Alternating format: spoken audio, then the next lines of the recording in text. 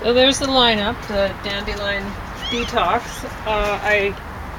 The dandelion juice is really strong now. This is the tail end of the juicing dandelion season. It's really bad. So, it's so hard to drink. But I put very little. I put only maybe half this much in James's, and then I put some asparagus and some sort of an Asian cabbage thing in there, and so his might not be as bad. It's a lighter color.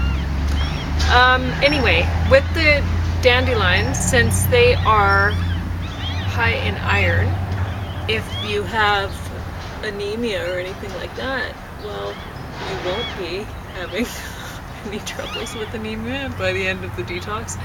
But you have to be concerned about with the non-heme iron, it doesn't absorb as well as the heme iron. So if you want to actually absorb the iron better, you take some vitamin C with your non-heme iron. So this is just cranberry juice, 100% pure, no sugar added, nothing like that. And this is my second breakfast, and this is all I'm going to have for breakfast. James might want that. I don't know when he's going to show up, but he should be here anytime. And I'm just going to go ahead and do this. But I was going to say, when you're taking in iron, and you just have to be aware that if you have more iron, it'll counteract it'll keep your body from absorbing the little bits of zinc that you put into it, right? It's the same way, like same thing with calcium. It'll block calcium absorption. If you have lots of iron and you're not taking in a lot of calcium, well, the calcium that you do take in is not going to be absorbed because you're taking in more iron. Do you see what I'm saying?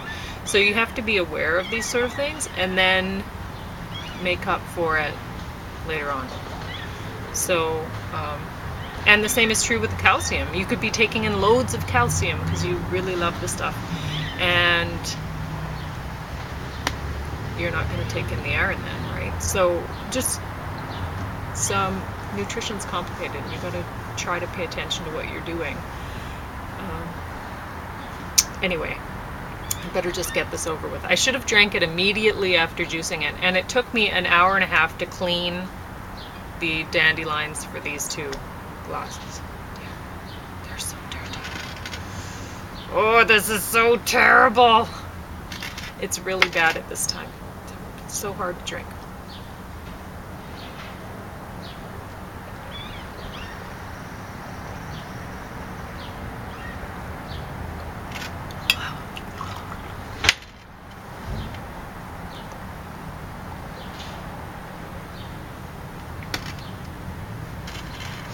So,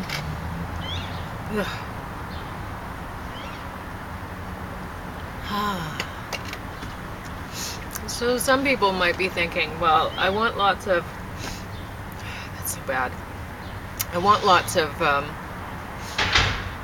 zinc in my diet because I want to boost my immunity, right? I want to, like, whatever, say if you're fighting cancer or whatever, you want a strong immune system, and you're like, oh, maybe I shouldn't do the dandelion detox. You just got to be conscious of it. So maybe later on for supper, James might have some oysters or something, right? And they have lots and lots of zinc, so you better try to swish out whatever's left in here, because I really paid for it in terms of time. And I don't know. I mean, you might be thinking, oh, dandelion detox, so much work, cleaning all those dandelions and whatever. Okay, are you going to pay somebody else to do it for you? Because they're not going to clean them. You know they're not. They'd charge you for planing them.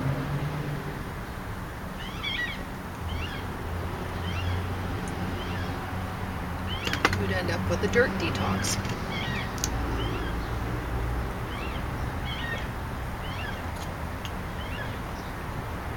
Oh wow, cranberry's so nice after that. But yeah, so I haven't actually eaten any solid food yet today.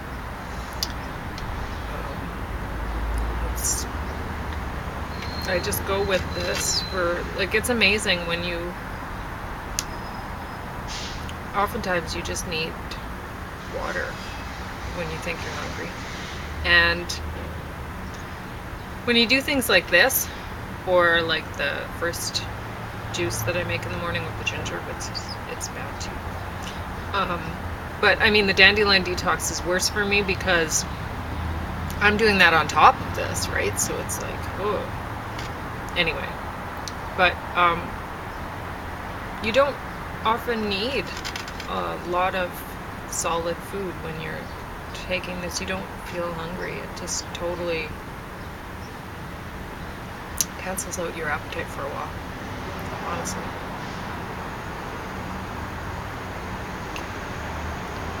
And then I'll have I think I'm gonna have stir fry today.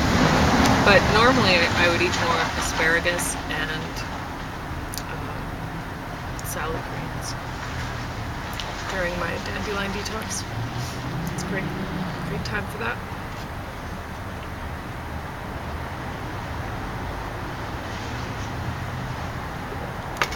And I drank the whole cranberry because the dandelion's that bad this time of year.